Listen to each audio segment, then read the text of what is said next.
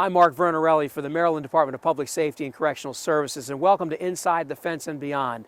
We're here to talk about the many positive things that happen thanks to the nearly 11,000 men and women who work for the Maryland Department of Public Safety and Correctional Services, correctional staff, correctional officers, parole and probation agents, many, many more people who work behind the scenes to keep Maryland communities safe.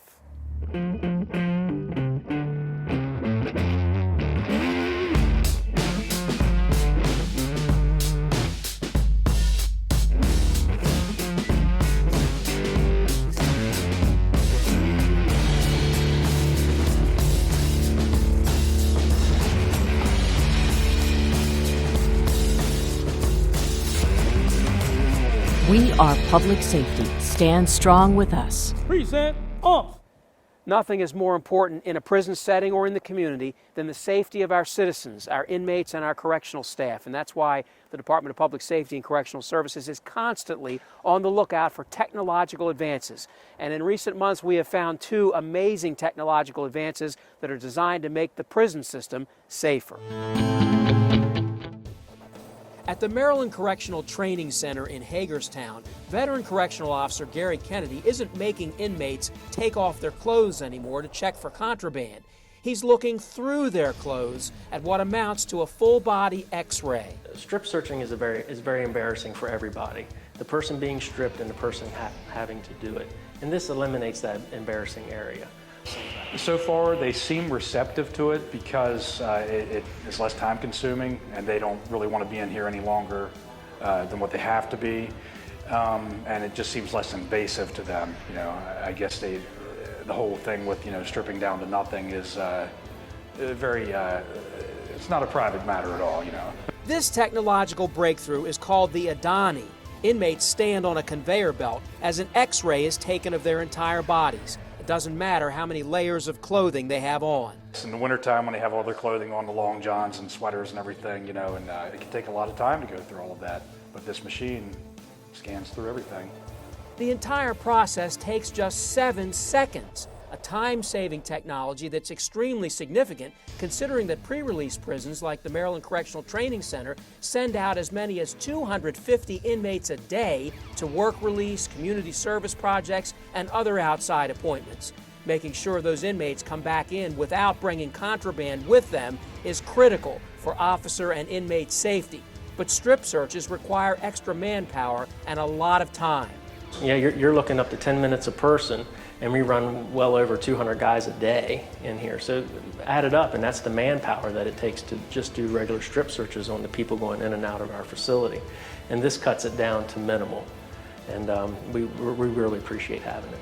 While pushing through the machine, do not stop and do not touch it. Go. There's yet another high-tech piece of equipment now, too. The Department of Public Safety and Correctional Services now has cell sense technology, bought for $1.8 million and headed to every correctional facility in the state. This can pick up even the smallest amount of metal anywhere on or in an inmate's body or anything he's carrying. At a Jessup facility, it detected a small sewing needle. At several other facilities, tiny 2.5-inch cell phones that have virtually no metal at all. A cell phone the size of a BMW 5. This equipment is a game changer. CellSense better detects cell phones and metal weapons that cause prison violence and violence in jails. Unlike traditional metal scanners like you see behind me, it can work through walls, clothing, and even detect metal placed within someone's body cavities. And CellSense is portable, making it extremely easy for correctional staff to move as needed. Because it is lightweight and portable, it can be set up in seconds and used at our facilities to do spot checks throughout the facility at any point in time. Amazing new technology in the battle to stay ahead of contraband and keep everybody safe inside the fence. I'm very happy that we have this now. I feel safer. And we'll be sure to keep you posted about the success stories behind those two new amazing pieces of technology in the prison system. It's been almost 17 years now since an Eastern Shore correctional officer on his way home to his family after work was mysteriously shot and killed. It's a murder on the Eastern Shore that remains unsolved.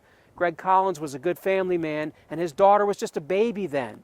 But the correctional staff and the folks at the Department of Public Safety and Correctional Services who work at the Eastern Correctional Institution down in Westover have kept his family in mind all these years, trying to make life better for Sydney Collins, who never knew her father.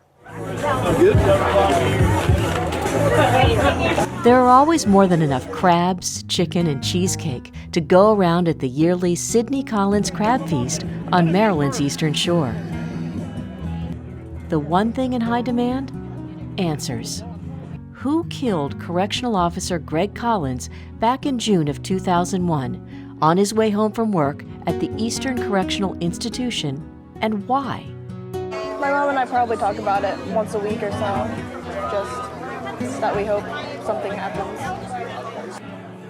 Year after year, Greg's former co-workers and members of his family attend this feast to raise money for Greg's daughter, Sydney. She loves music, and her dream is to be a composer or actress on Broadway. It's pretty fun, just getting to see everyone come out to help support my college fund and everything like that, and just that no one forgets what happened. Sydney was only a baby when Greg was killed. She doesn't remember him, but she hears the stories. That he was a fun-loving guy, and that I'm pretty much just like him, and just how he would be goofy sometimes. He's pretty funny, and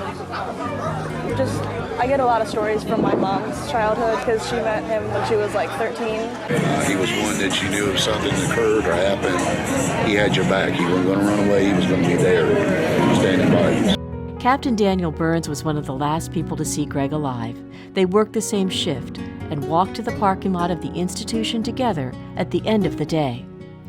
There have been leads over the years, but nothing that has led to the answers that would bring Sydney and her family closure.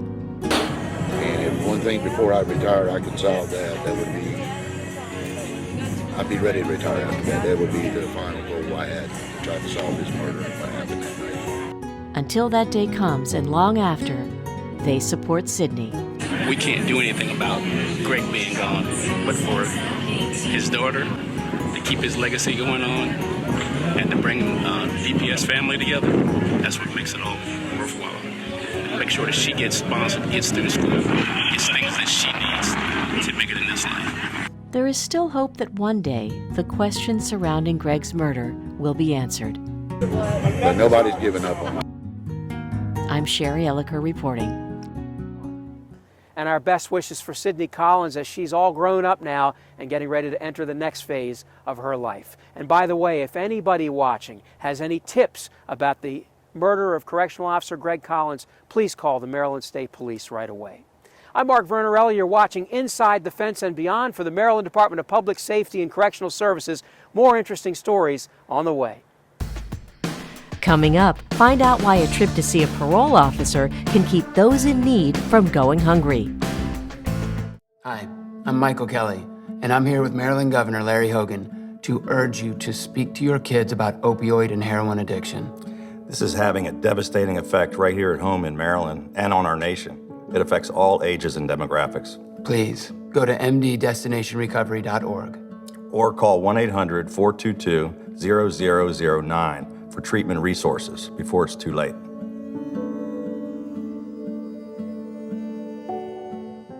I'm Mark Vernarelli for the Maryland Department of Public Safety and Correctional Services. Welcome back to Inside the Fence and Beyond. Inside the fence, here where we are today, there are a lot of unsung heroes, correctional staff, case managers, folks who work at all of the correctional facilities across Maryland. But outside the fence, in the community, the real heroes in public safety, some of them are parole and probation agents, almost 1,000 employees of the Division of Parole and Probation who are charged with keeping the community safe by keeping offenders compliant, making sure they don't violate or commit new crimes. And in Hyattsville, there's a group of parole and probation agents who are going even beyond that. They understand that there are a lot of struggling people in their communities and on their caseloads, and so the parole and probation staff at the very busy Hyattsville office has actually started something very new and very different, a food bank operation. Aaron Robertson came to visit his parole and probation agent in Hyattsville today and left with food for his family, including his 6-month-old baby. I'm kind of hungry right now, but I know when I go home, I'm gonna start eating a little bit of it though. But I get home, I give it to my family. We get the food in the house, something to eat. I think it's a real good thing, real positive, you know, probably send a message, probably change somebody's life, you never know. Aaron and hundreds of other parolees and probationers who report to the busy Hyattsville office are the beneficiaries of a new partnership between a parole and probation team that's keenly aware of the hunger and poverty in their community and the Capital Area Food Bank, whose mission it is to help. Hyattsville now has a monthly mobile food pantry for parolees and probationers right outside the Division of Parole and Probation field office. You've actually had cases where people have said, I have to steal just to feed my family. Yeah, I have one guy in particular who told me that, you know, he said, Agent, look, I'm hungry, and I'm just going to let you know that I do go to the gas station and I steal food because I'm hungry. And it just saddens my heart. Parole and probation agents have long known that many under criminal supervision often struggle to make ends meet. Many, in fact, have to pay restitution and fees imposed by the courts, which makes it even harder. Well, it's always great to get people food to the right client, and this is a population that clearly needs the food, but we haven't been able to make the connection. And so it's wonderful seeing finally that connection being made. Okay. But there's another very important benefit here too, besides the obvious one of people in need being fed. The food bank shows the world that parole and probation agents care. As a rule, parole and probation agents don't get a lot of credit for doing outside-the-box stuff or positive things. This is a great example of something that you guys are really happy to be involved in.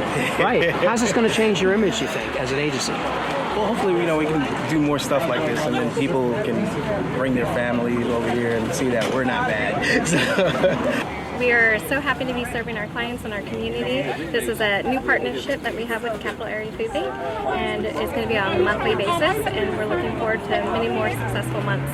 Over here is celery. We did have some zucchini earlier, but we ran all out of the zucchini, so it's just celery now. Great being out here. It's always good to do something for other people, so that's always a great feeling. And in your normal job duties, you're not normally doing something like this. This is really a change for you. Right. It's not normal to do something like this as far as giving it out, but at the same time, a lot of the men and women that we have come in, you know, need homeless services, they need food services, so we're constantly giving out flyers and stuff to the area food banks and churches that will be able to help them. So it's nice to actually bring it here, so you know, they don't have to go to another place or get on the bus or find the ride. They can just pick it up right here. You've become a hands-on service provider. Trying to be. Trying to be. Have a good day. You too. Thank you. I like it. They're trying to work with the community, trying to get it back to how it was. Everybody's together. We're really reaching for rehabilitation and getting to know our clients and learning what services they need and giving back and helping them so they can be successful in the community. That food bank operation continues every month, and our thanks go out to the Capital Area Food Bank for helping us to make that happen, and great job to the parole and probation staff in Hyattsville. Another parole and probation story for you today comes from the Eastern Shore of Maryland. Can you imagine an inmate inviting his former parole and probation agent to come into the prison to hear him, the inmate, talk about her? That's exactly what happened when the inmate wanted to give credit to parole and probation for how his life was turned around. We'll take you to the Eastern Correctional Institution in Somerset County for that story. It's graduation day at Maryland's largest prison. 97 men have achieved what many of them would have thought was unachievable. They're getting diplomas for GEDs and trades they learned in prison. But this graduation is extra special because the keynote speaker is a man who just 3 years ago was sitting right in these chairs himself. Richard Alchin credits dedicated Eastern Correctional Institution staff, correctional ed teachers from the Department of Labor Licensing and Regulation, and his parole and probation agent, Michelle Peoples, for his astounding success. Today, 3 years removed from prison, Richard is a plumbing supervisor overseeing 16 men and earning a very good salary. I feel fortunate. I feel happy that I was able to come in here today, and I hope I touched some of these guys. You know, I mean, I'm proud of where I'm at right now, but I want to continue to give back and hopefully inspire some of these guys. You know, It's a really good feeling, really is.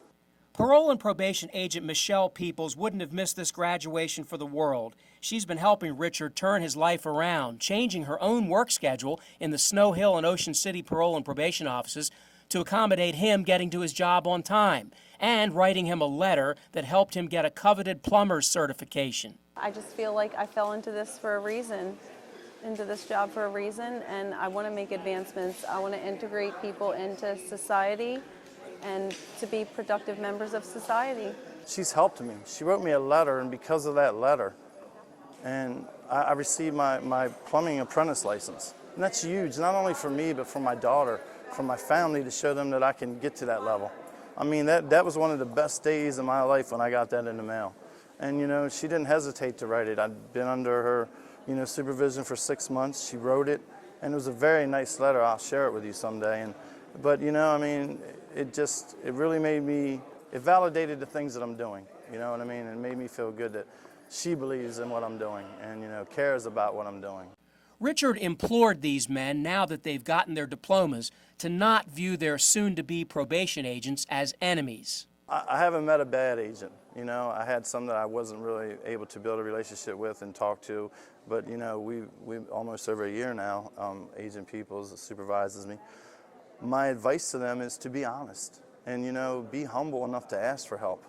And, you know, I mean, they do everything from helping you locate jobs. She's come to me with gentlemen that have needed jobs, and I've tried to help them with employment through my company or other contacts that I have. And, you know, it's just using those things and look at them as someone that actually is going to help you get to the next level in your life. Not as a deterrent, as someone that can actually give you that push.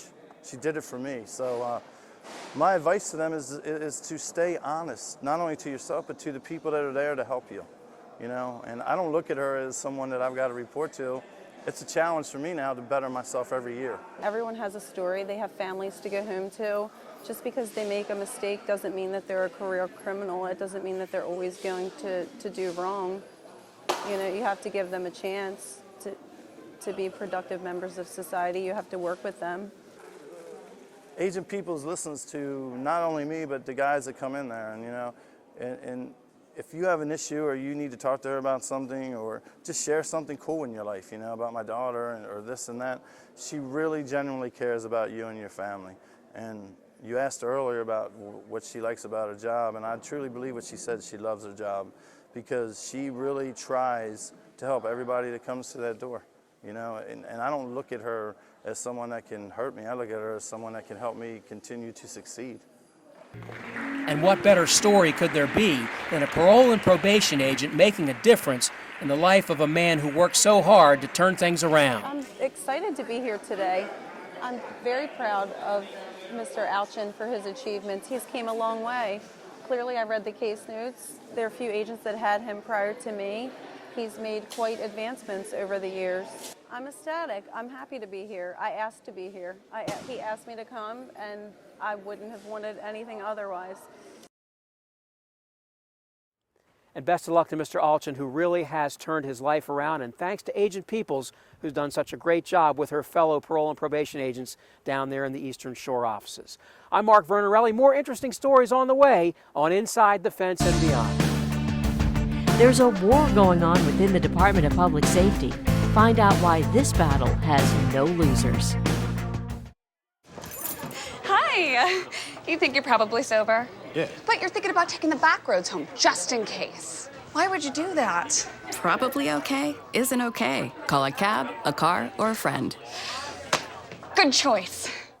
Welcome back to Inside the Fence and Beyond. I'm Mark Vernarelli. Renata Sergi, my colleague, is here. You know, we talk a lot about the unintended victims of criminals and people who are convicted of crimes, the children. But we have great programs behind the wall, and one of my absolute favorite, I think, is Girl Scouts Beyond Bars. That's right. Girl Scouts Beyond Bars is through Maryland Correctional Institution for Women, and they've developed this program so that these girls get to spend a little bit of time with their mothers, and it gives them a little bit of normalcy in a very difficult situation.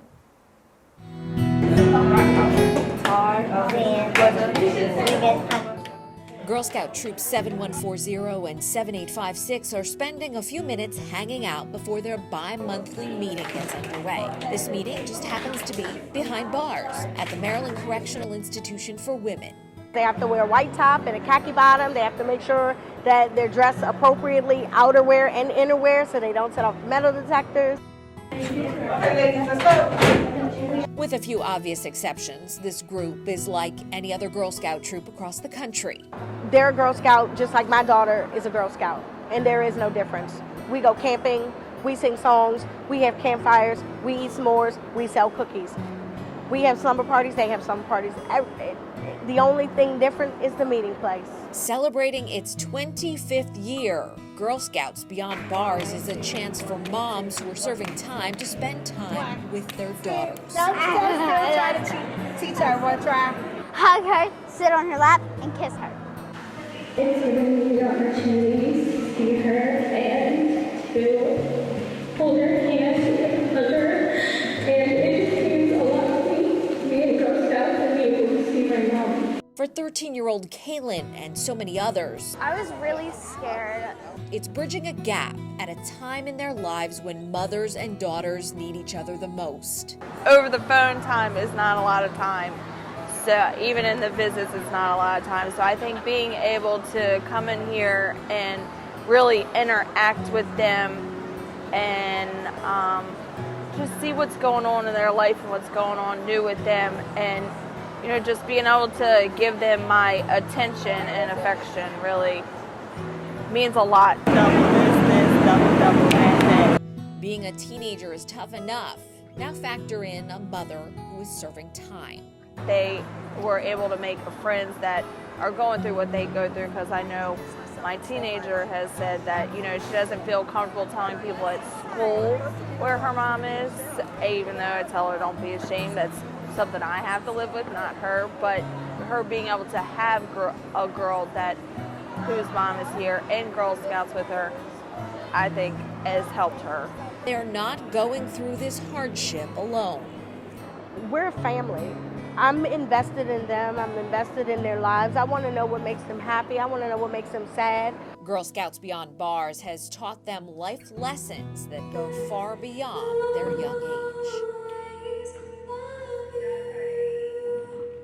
And Girl Scouts Beyond Bars is actually celebrating their 25th year. So been around a long time and hopefully continues. It's a great program. Oh, it's a great program. Also about to celebrate its 25th year, a spectacle is the only way I can put it. The tug of war for Special Olympics. Division of Corrections started this back in the 1990s, and we are the #1 seller of T-shirts for Special Olympics among law enforcement in the state of Maryland. Amazing. It is amazing. So look at this story about what the correctional staff and really the entire Department of Public Safety and Correctional Services is doing to help Special Olympics in the tug of war for Special Olympics. Yeah, Patuxent, MCIJ female. It was a hot and steamy day in Sykesville at the Police and Correctional Training Commission. Dozens of teams weighing thousands of pounds and carefully measured pounds, trying to figure out how to make weight, all came together with one goal in mind, and that was to raise a lot of money for special cause.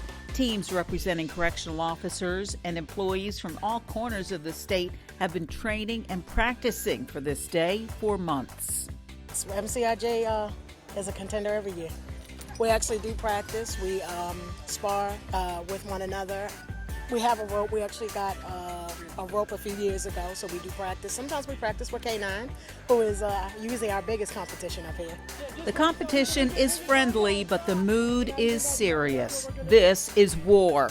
Tug of war to benefit Maryland Special Olympics, a cause that's close to the hearts of many state employees, some of whom have family members here today, some that compete in the Special Olympics. Ready! Pull!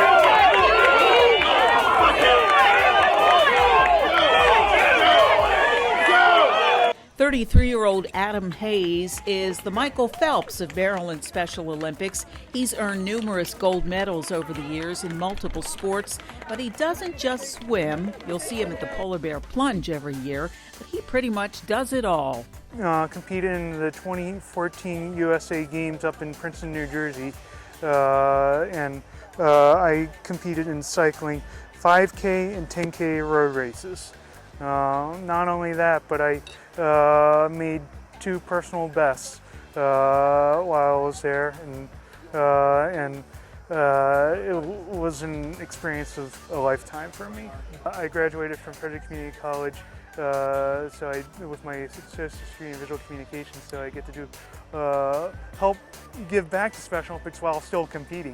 By the dawn's early light, what so proudly Governor Larry Hogan tells the crowd just how proud he is of their annual effort, which has now contributed nearly $275,000 over 16 years to Maryland Special Olympics. First of all, I want to thank all of our public safety and correction officers and workers in the department. Thank you for what you do every single day. We appreciate you, and we not only appreciate you for the hard work you do every single day, but we really appreciate your generosity and helping out Special Olympics. We need to thank and congratulate all of our Special Olympic athletes today. Let's give them a big round of applause. And I just want to thank everybody involved. Secretary Moyer invited me to come out and join you, and I'm thrilled to be here. And if anybody's short like one man, I'll be, maybe love to get in there and help you out. So, the work that the men and women of this department do every day is outstanding. Some of them have kids that are Special Olympians, and they come to work every day and work hard, and they go home and provide a great living for these kids that have these challenges. Over $12,000 in contributions was raised just today for Special Olympics. It's a major competition where everyone leaves a winner. I'm Brenda Carl reporting. I'm Mark Vernarelli. Thanks so much for watching today. We're here in Hagerstown at the Maryland Correctional Institution, Hagerstown. We appreciate the Hagerstown region and every region of the state. Almost 11,000 men and women work for the Maryland Department of Public Safety and Correctional Services, and we appreciate all of their efforts. On behalf of Secretary Steve Moyer and all the hardworking men and women in DPSCS, I'm Mark Vernarelli. Thanks again for watching Inside the Fence and Beyond.